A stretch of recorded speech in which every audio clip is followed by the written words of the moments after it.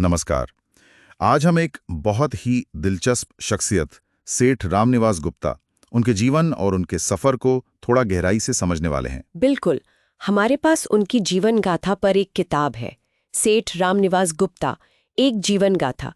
उसी के कुछ हिस्सों पर हम बात करेंगे। हाँ, और मकसद यही है कि इन स्रोतों से उनके बिजनेस के फैसले, उनका सामाजिक जुड़ाव और उनका जो एक खास अंदाज था ना, उसकी एक झलक मिले। सही कहा।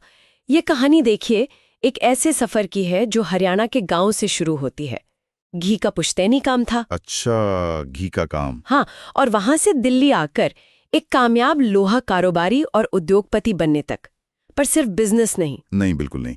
उनका वो जिंदा दिल मिजाज, शेरो शायरी, संगीत का शौक और समाज से भी उनका गहरा जुड़ाव था। उन सब पहलुओं को छुएंगे आज। तो चलिए शुरू करते हैं उनके शुरुआती दिनों से। जन्म हुआ 1946 में हरियाणा का सेरदा गांव। जी। परिवार, जैसा आपने कहा, देसी घी का काम करता था और वो फिर दिल्ली आ गए अपने पिताजी के साथ। यहां भी पहले तो वही काम किया। हाँ, लेकिन यहीं पर कहानी में एक बड़ा मोड़ आया। अच्छा। क्यों? और लोहे के व्यापार में आ गए।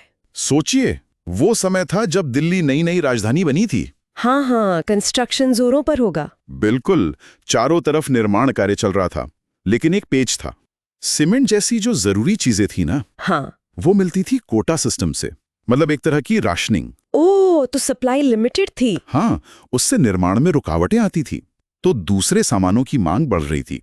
ऐसे में लोहे का काम चुनना वो एक दूर की सोच थी। समझ गया। तो ये कोटा सिस्टम वाला एंगल अहम है। और कहते हैं कि उन्हें पहले ही सौदे में काफी बढ़िया मुनाफा हुआ। हाँ, उम्मीद से ज्यादा।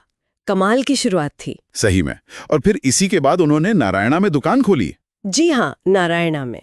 और वो दुकान आज भी है, उनके बच्चे संभाल रहे हैं। वाह, मतलब चावड़ी बाजार के घी वाले सेठ से लोहे वाले सेठ बनने का सफर वाकई दिलचस्प है। बिल्कुल। लेकिन सिर्फ कारोबार नहीं, उनकी शख्सियत भी बड़ी रंगीन थी। हाँ, है ना? हाँ, किताब बताती है कि वो बहुत हंसमुख थे। हाँ, हंसमुख, चुटकुलों और शेरों का जैसे खजाना थे। लगता है हर मौके के लिए कोई ना कोई शेर तैयार रहता था। हाँ, उनका जिंदगी को देखने का नजरिया बड़ा पॉजिटिव था।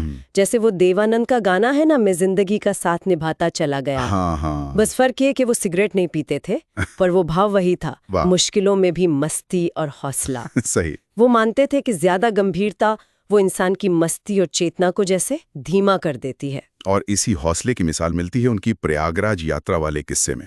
वो भी कमाल है। हाँ, बताइए ना। अरे, जबरदस्त बारिश, घुटनों तक कीचड़, फिर गाड़ी का टायर पंचर हो गया। बाप रे। और उसके बाद रेतीली जमीन में गाड़ी फंस गई। घंटों लगे निकलने में। उफ। ये दिखाता है कि मुश्किल हालात में भी वो हिम्मत नहीं हारते थे, कोई ना कोई रास्ता निकाल ही लेते थे। और शायद यही जज्बा था जो उन्हें सामाजिक कामों से भी जोड़ता था।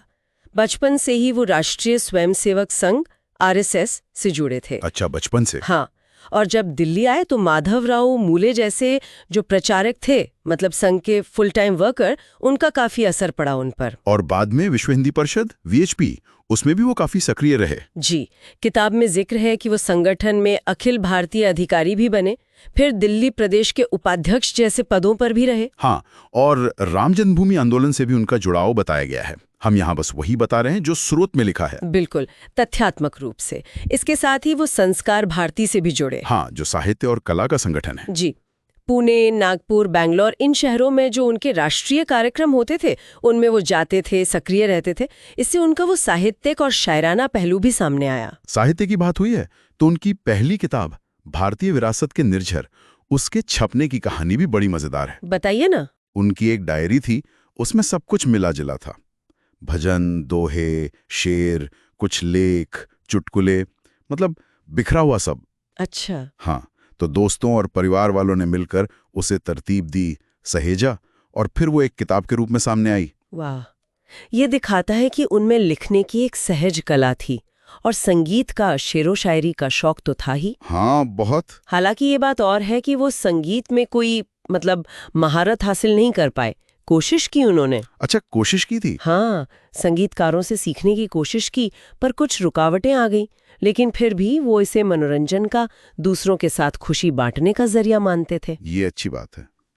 और उनकी आस्था, उनका पूजा पाठ का तरीका, वो भी थोड़ा अलग था ना? हाँ, किताब के हिसाब से वो घंटों घंटियां बजाने वाले या उस तरह के कर्मकांड में यकीन नहीं रखते थे। तो फिर वो स्वाध्याय मतलब खुद पढ़ना, आध्यात्मिक विषयों पर बातचीत करना और भजन संध्या, इनमें ज्यादा रुचि लेते थे।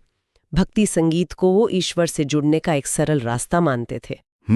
तो कुल मिलाकर देखें तो सेठ रामनिवास गुप्ता का जीवन एक तरह से कारोबारी समझ, कड़ी मेहनत, सामाजिक जिम्मेदारी और एक बहुत ही जिंदादिल पॉजिटिव शख्सियत का मेल था। बिल्कुल सही, एक अनूठा संगम था इन सबका। चावड़ी बाजार के घी वाले सेठ से लेकर पंजाबी बाग के एक जाने माने उद्योगपति और सामाजिक कार्यकर्ता तक का उनका सफर, उनकी लगन और जिंदगी के प्रति उनका जो उत्साह था, उसका सबूत है। हाँ, और ये जीवन यात्रा ना एक सवाल सोचने पर मजबूर करती है कि किसी इंसान की जिंदगी को उसकी ये अलग अलग रुचियां, समाज से उसका जुड़ाव और मुश्किल हालात में भी वो हंसी मजाक, वो हौसला बनाए रखने की ताकत, ये चीजें कैसे ज्यादा मायनेदार बना सकती हैं।